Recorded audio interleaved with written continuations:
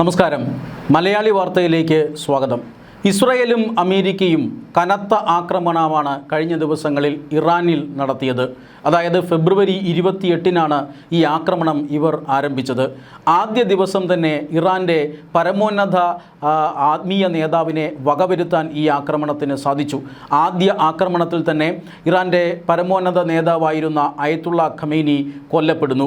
പിന്നീട് ഉടൻ തന്നെ ഇറാനെ അവസാനിപ്പിക്കാമെന്നും ഭരണമാറ്റം നടത്താമെന്നുമാണ് അമേരിക്കയും ഇസ്രായേലും വിചാരിച്ചത്. പക്ഷേ അത് നടന്നില്ല. പിന്നീട് അങ്ങോട്ട് ഇറാൻ റവല്യൂഷണറി ഗാർഡ്, അതായത് ഇറാൻ്റെ വിപ്ലവ സേന അമേരിക്കൻ സൈന്യം നടത്തുന്ന ആക്രമണത്തെ വലിയ രീതിയിൽ പ്രതിരോധിക്കാൻ സാധിച്ചില്ല എങ്കിലും ഗൾഫിലേക്കും മറ്റ് ഇസ്രായേലിലേക്കുമൊക്കെ ആക്രമണം നടത്തി അമേരിക്കയെ സമ്മർദ്ദത്തിലാക്കാൻ അവർക്ക് കഴിഞ്ഞിരുന്നു. പക്ഷേ അമേരിക്കയും ഇസ്രായേലും കനത്ത ആക്രമണം തന്നെ ഇറാനിൽ നടത്തി.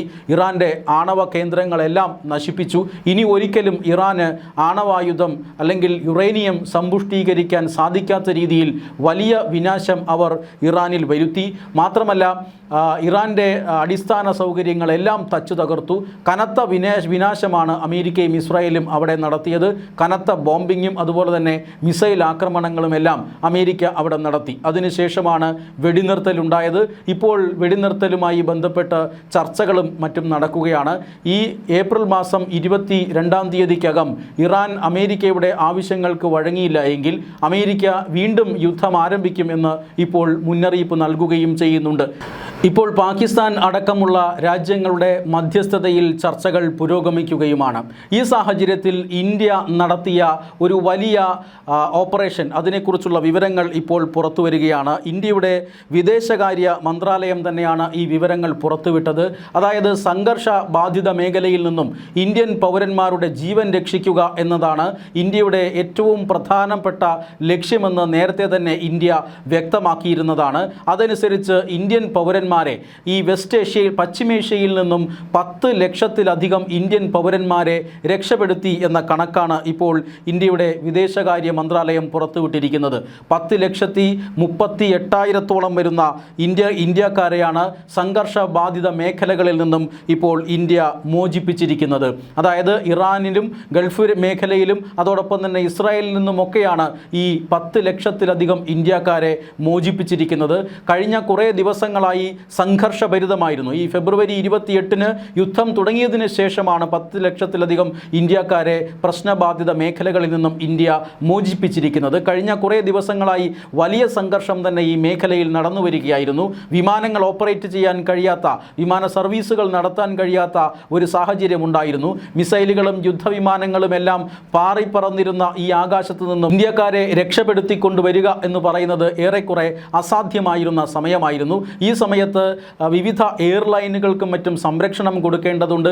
അമേരിക്കയും ഇറാനും അതുപോലെ തന്നെ ഇസ്രായേലും അടക്കമുള്ള രാജ്യങ്ങളുടെ ഏജൻസികളുമായി സഹകരിച്ച് പ്രവർത്തിക്കേണ്ട ഒരു സാഹചര്യമുണ്ടായിരുന്നു. ഇതെല്ലാം വളരെ കൃത്യമായി നിർവഹിക്കാൻ രാജ്യത്ത് ഒരു ഏകീകൃത കൺട്രോൾ റൂം ഉണ്ടായിരുന്നു. ഈ കൺട്രോൾ റൂമിന് പുറമെ വിവിധ സംസ്ഥാനങ്ങളിലും കേന്ദ്രഭരണ പ്രദേശങ്ങളിലും കൺട്രോൾ റൂമുകൾ പ്രവർത്തിച്ചു. ഇതെല്ലാം ഏകോപനത്തോടുകൂടി പ്രവർത്തിച്ചതുകൊണ്ടാണ് ഈ 10 ലക്ഷത്തിലധികം ഇന്ത്യക്കാരെ സംഘർഷ ബാധിത മേഖലകളിൽ നിന്നും രക്ഷപ്പെടുത്താൻ കഴിഞ്ഞത് എന്നും കേന്ദ്ര സർക്കാർ വ്യക്തമാക്കുന്നുണ്ട്. ഈ ആകാശ യാത്രകൾ വളരെയധികം നിയന്ത്രിക്കപ്പെട്ടിരുന്ന ഈ സമയത്ത് UAE അതുപോലെ തന്നെ ഖത്തർ, സൗദി അറേബ്യ എന്നീ രാജ്യങ്ങളിൽ നിന്നാണ്, അല്ലെങ്കിൽ എന്നീ രാജ്യങ്ങളിലെ വിമാനത്താവളങ്ങൾ വഴിയാണ് പ്രധാനമായും ഇന്ത്യക്കാരെ ഇവിടങ്ങളിൽ നിന്ന് മോചിപ്പിച്ചിരിക്കുന്നത്.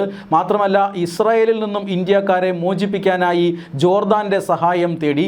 ഇറാനിൽ നിന്ന് പോലും ഏതാണ്ട് 2538 പേരെ, അതായത് അമേരിക്കൻ സൈന്യം കനത്ത ബോംബ് വർഷം നടത്തിക്കൊണ്ടിരിക്കുന്ന സമയത്ത് പോലും വളരെ സുരക്ഷിതമായി 2358 ഇന്ത്യക്കാർ, ഇതിൽ ഭൂരിഭാഗവും വിദ്യാർത്ഥികളാണ്, അവരെ അതീവ സുരക്ഷിതമായി ഇന്ത്യയിലേക്ക് കൊണ്ടുവരാൻ സാധിച്ചു. ഇത് അസർബൈജാൻ, അർമേനിയ മുതലായ രാജ്യങ്ങളിലൂടെയാണ് ഇത്തരത്തിലുള്ള രക്ഷാദൗത്യം ഇന്ത്യ നടത്തിയത്. അങ്ങനെ വലിയ സംഘർഷബാധിതമായ പ്രദേശത്തു നിന്നും നമുക്കറിയാം അമേരിക്കയും ഇസ്രായേലും കനത്ത ബോംബിംഗ് ഇറാനിൽ നടത്തുമ്പോൾ ഇറാൻ ഇതിന് പകരമായി നടത്തിയ ആക്രമണം ഗൾഫ് രാജ്യങ്ങളിലേക്കായിരുന്നു. ഖത്തറിലും സൗദി അറേബ്യയിലും UAE-യിലുമെല്ലാം ഇത്തരത്തിലുള്ള ആക്രമണങ്ങൾ നടന്നു. മിസൈലുകളും അതുപോലെ തന്നെ ഡ്രോണുകളും എല്ലാം ഉപയോഗിച്ച് ബഹ്റൈനിലടക്കം വലിയ ആക്രമണങ്ങൾ ഇറാൻ നടത്തിയിരുന്നു. അതുകൊണ്ട് തന്നെ ഈ പ്രദേശങ്ങളിൽ നിന്നൊക്കെ ഇന്ത്യക്കാരെ മോചിപ്പിക്കുക എന്ന് പറഞ്ഞാൽ അതൊരു വലിയ ദൗത്യമായിരുന്നു. ഇത് വിവിധ എയർലൈനുകളും അതോടൊപ്പം തന്നെ മറ്റ് ഏജൻസികളുമെല്ലാം സഹകരിച്ചുകൊണ്ടാണ് ഇത്തരം വലിയൊരു ദൗത്യം, രക്ഷാദൗത്യം ഇന്ത്യ നടത്തിയത്. അത് ഈ ഇടക്കാലത്ത് ഇന്ത്യ സംഘർഷ ബാധിത മേഖലകളിൽ നിന്നും നടത്തിയിട്ടുള്ള രക്ഷാദൗത്യങ്ങളിൽ വെച്ച് ഏറ്റവും വലിയ രക്ഷാദൗത്യമായി കണക്കാക്കപ്പെടുന്നു. എന്തായാലും ഇന്ത്യയുടെ മറ്റൊരു നയതന്ത്ര വിജയമായും ഇത് കണക്കാക്കപ്പെടുന്നു. അമേരിക്കയുമായും ഇസ്രായേലുമായും ഇറാനുമായും ഒരേ സമയം സഹകരിക്കാനും ഏകോപനത്തോടുകൂടി പ്രവർത്തിക്കാനും ഇന്ത്യക്ക് സാധിച്ചുവെന്ന് വിലയിരുത്തപ്പെടുന്നു.